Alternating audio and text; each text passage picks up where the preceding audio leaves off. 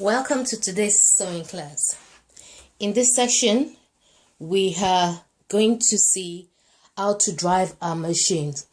I've attached some PDF documents to this video where you can start to sew your stitches, either straight, zigzag, and curved stitch. So we'll see how I'm going to place stitches. We would select even from the patterns. On my sewing machine, the letter A is for straight stitches. So I moved the dial switch to A and I want a length of 2 in the machine. Turn the wheel balance to pull the needles towards me and it goes straight in to the paper. So the next thing I'll do is I'll lower the dog feed. I'll switch on my sewing machine. And before I press the dog feed, I'll make sure my hands are on either side of the danger zone. Where the needle is the fabric is the danger zone. We don't want our fingers there because we don't want an accident with the needle. So I'm going to drive the machine now, and I'm not going to be pushing the fabric, but I'll just be guiding it.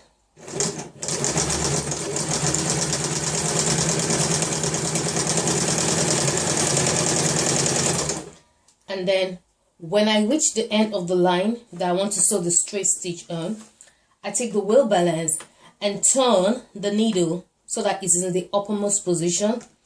I raise my dog feed and I take my fabric out of the machine. The other PDF attached to this video is teaching us how to sew and turn points, because when we're sewing, we're going to be turning corners. And in order to turn corners, this is a practice for a page.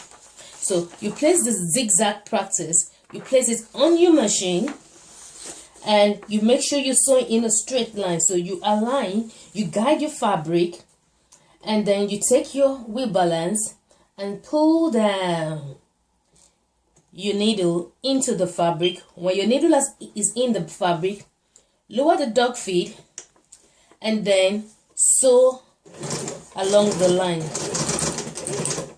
When you hit the point where you want to turn the fabric at the corner, make sure your needle is down into the fabric. Lift up your dog feed, manipulate your fabric to the way you want to sew it. Now I want to sew the line down this way. I'll lower the dog feed, and then I'll start sewing straight stitches. Okay, and I'm going to gently bring down the needle. I'm using my wheel balance to do this, to make sure the needle is in the fabric. I lift up the dog feed.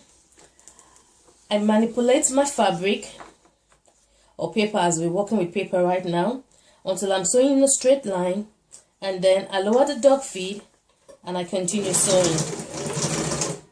And I'll repeat this till I get to the very end of the stitches I'm making.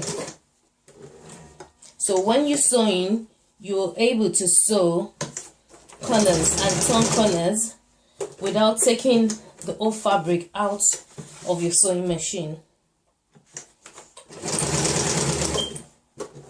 Make sure the needle is in the fabric.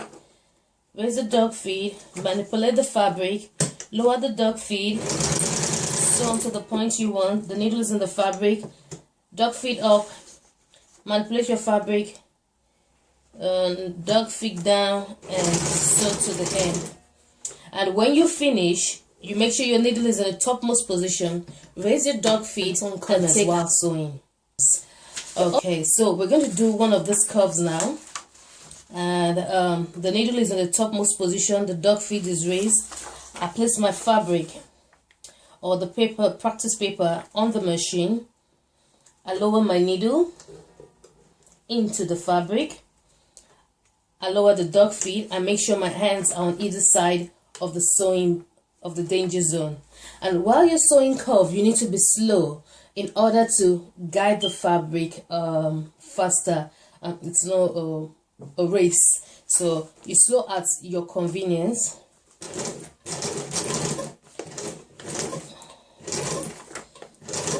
and